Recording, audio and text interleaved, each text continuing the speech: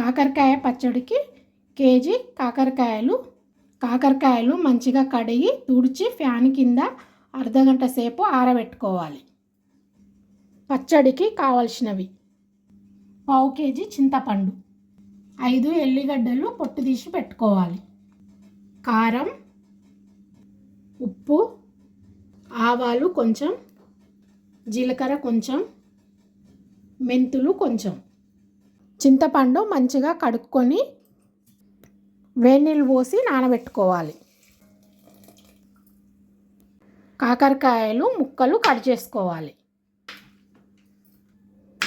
కాకరకాయ ముక్కలు ఇట్లా రౌండ్గా కట్ చేసుకోవాలి. మొత్తం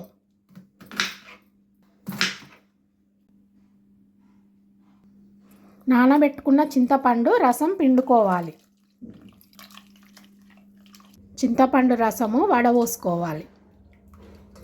వడపోసుకున్న చింతపండు సూపు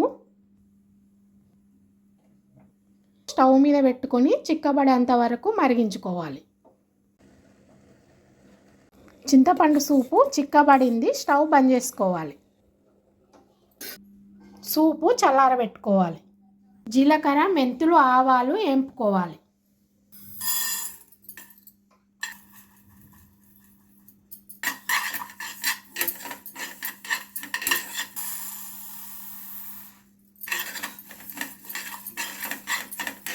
ఎర్రగా వేంపుకొని స్టవ్ బంద్ చేసుకోవాలి. చల్లారబెట్టుకోవాలి. కాకరకాయ ముక్కలు ఫ్రై చేసుకోవడానికి సరిపడినంత నూనె పోసుకోవాలి. నూనె వేడైంది. కాకరకాయ ముక్కలు వేసుకోవాలి.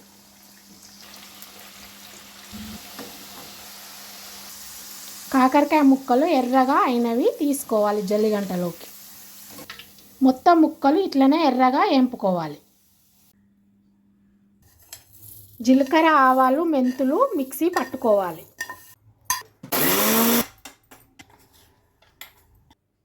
వెల్లుల్లిపాయలు మిక్సీ పట్టుకోవాలి.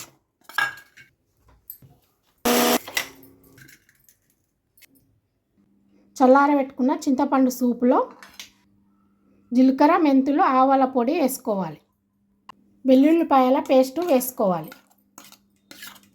పచ్చడికి సరిపడినంత కారం వేసుకోవాలి. సరిపడినంత ఉప్పు వేసుకోవాలి. మొత్తం మంచిగా కలుపుకోవాలి. వేయించుకున్న కాకరకాయ ముక్కలో చింతపండు సూపు వేసుకోవాలి. మొత్తం మంచిగా కలుపుకోవాలి.